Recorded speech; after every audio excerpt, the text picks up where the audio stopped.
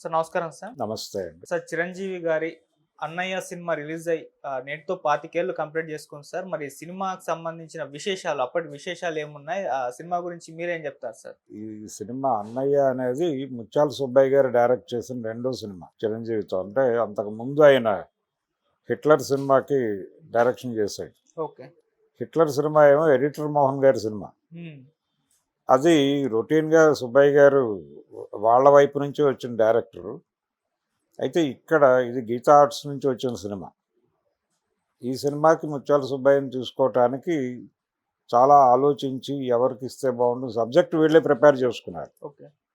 Subject వీళ్ళే prepare చేసుకున్న ఈ సబ్జెక్టుని ఎవరు హ్యాండిల్ చేస్తారు అన్నప్పుడు టాకీ పార్ట్ వరకు ముత్యాల సుబ్బయ్య గారు హ్యాండిల్ చేస్తాడు అనే ఉద్దేశంతో హ్మ్.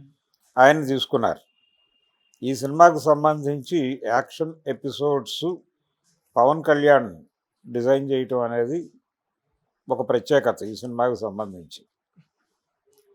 ఆ తర్వాత ఈ సినిమాలో ఆ, చిరంజీవి గారు లారీ డ్రైవర్ రాజారాం క్యారెక్టర్. ఆయనకి ఇద్దరు తమ్ముళ్ళు, అలాగే దాన్ని బ్యాలెన్స్ చేస్తూ అవతల సౌందర్య గారు, ఆవిడకి ఇద్దరు చెల్లెళ్ళు. హ్మ్.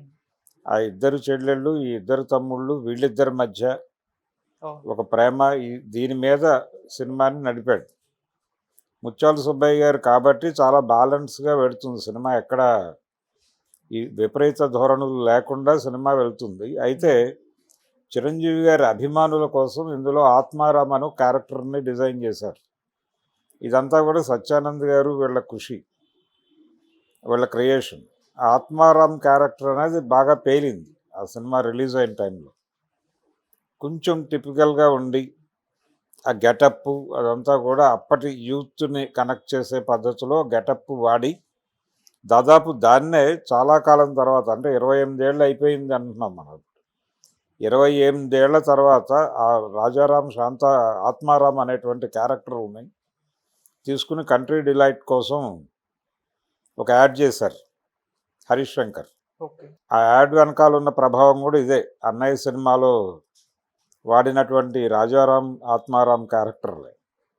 ఇది బాగా వర్కౌట్ అయింది ఈ కాంబినేషన్ అనేది. తర్వాత దీనిలో సిమ్రాన్తో చేసినటువంటి పాట ఒకటి హ్మ్.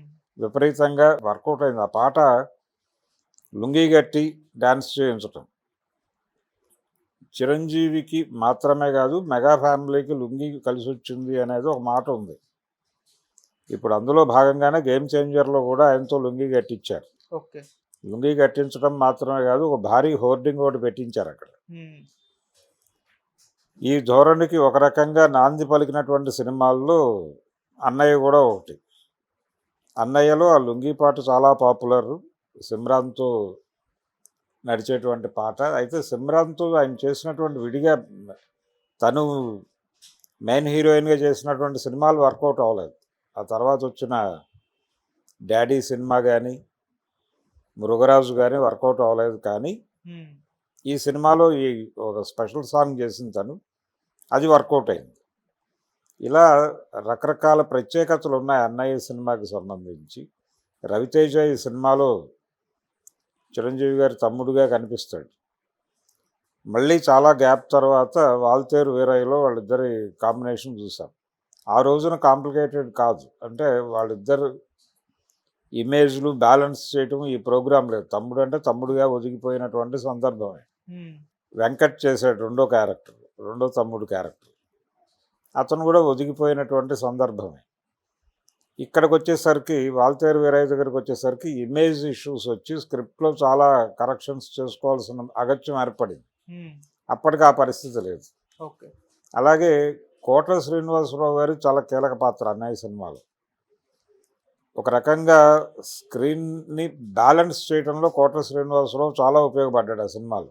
ఓకే. ఆయన నటన అంటే ఆ కుటుంబానికి పెద్దగా కనిపిస్తాడు. అలాగే బ్యాలెన్స్ చేయటం, ఎమోషన్స్ని బ్యాలెన్స్ చేయటం, తమ్ముళ్ళకి అన్నయ్యకి మధ్య జరుగుతున్నటువంటి రిఫ్ట్ని కంట్రోల్ చేయటం, అలాగే హీరో హీరోయిన్స్ మధ్య జరిగేటువంటి వ్యవహారాలని కంట్రోల్ చేయటం, ఇలా ప్రతి సన్నివేశంలోనూ కోటని బాగా వాడుకున్నాడు ముత్యాల సుబ్బయ్య గారు. ఆయనకు తెలుసు ఆ టెక్నిక్. అందుకని టాకీ పార్ట్ వరకు ఆయన అక్కడ వరకే బాధ్యత అయింది, మిగిలిన కోసం ఆయనకు సంబంధం లేదు. ఓకే. ఈ మిగిలినవన్నీ కూడా వీళ్ళు డిజైన్ చేశారు. డిజైన్ చేసి ఈ పాటలు ఇవన్నీ కూడా చిరంజీవి గారి పద్ధతిలోనే వెళ్తాయి. చిరంజీవి గారి నుంచి ఆయన ఫ్యాన్స్ ఏం కోరుకుంటున్నారో అవే చేయించేసి ఈ యాక్షన్ పార్ట్ మాత్రం స్పెషల్ కేర్ తీసుకుని తనతో చేయించారు. ఓకే. అంటే యాక్షన్ కొరియోగ్రాఫర్ ఉన్నప్పటికీ తను కూడా ఇన్వాల్వ్ అయ్యి చేశాడు ఒక టెక్నీషియన్గా. ఓకే. అది ఈ సినిమాకి బాగా కలిసి వచ్చినటువంటి అంశాలు. ఇప్పటికీ ఆ 2 సినిమాల గురించి ఆయన మాట్లాడుతూనే ఉంటాడు సుబ్బయ్య గారు, ఎవరిని కదిలించిన. చిరంజీవి లాంటి మాస్ హీరోతో ముత్యాల సుబ్బయ్య లాంటి డైరెక్టర్ని పెట్టి సినిమాలు తీయటం అనేది ఒక ట్విస్టే. కానీ ఆయన ఇంతమంది సపోర్ట్ చేయడంతో ఆయనకి అది పెద్ద ఇబ్బందికరంగా మారలేదు. ఆయన ఎక్కడ బలంగా ఉన్నాడో ఆ పార్ట్ మాత్రమే ఆయన చేశాడు. దీంతో పాటు ఆ టైంలోనే కరెక్ట్గా ఈ అన్నయ్యకి ముందే తమ్ముడు సినిమా రిలీజ్ అయింది, పవన్ కళ్యాణ్. పవన్ కళ్యాణ్ తమ్ముడు చాలా పెద్ద హిట్. ఓకే. తమ్ముడు హిట్టు, అన్నయ్య హిట్టు అనే పరిస్థితిలో నడిచింది టాక్. పైగా ఈ 2 సినిమాలు కూడా ప్యారలల్గా దాదాపు ఒకే థియేటర్స్లో పడినటువంటి వాతావరణం. దాంతో దాన్ని బీట్ చేస్తుందా ఈ సినిమా, ఇలాంటి స్పెక్యులేషన్స్ కూడా నడిచినాయి. అలా అన్నయ్య సినిమా అనేది చిరంజీవి గారి కెరీర్ అప్పుడు మంచి పీక్స్లో ఉన్నాడు ఆయన, వరుస హిట్స్లో ఉన్నాడు.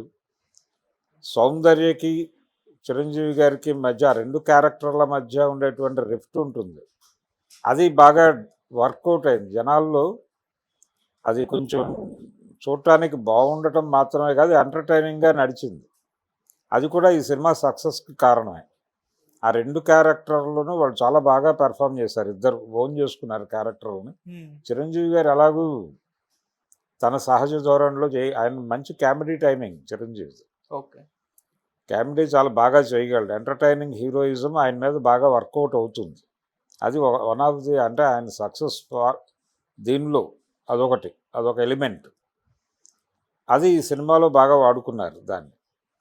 అలాగే సౌందర్య దగ్గర ఆత్మాభిమానాన్ని వ్యక్తపరిచేటువంటి ఎక్స్ప్రెషన్స్ బాగా పలుకుతాయి, దాన్ని వాడుకున్నారు. ఈ రెండిటి మధ్య ఒక కాంట్రడక్షన్ని డెవలప్ చేయడం ద్వారా వాళ్ళిద్దరూ కనిపించే ప్రతి సీన్ని జనరంజకంగా మార్చగలిగాడు ఆయన.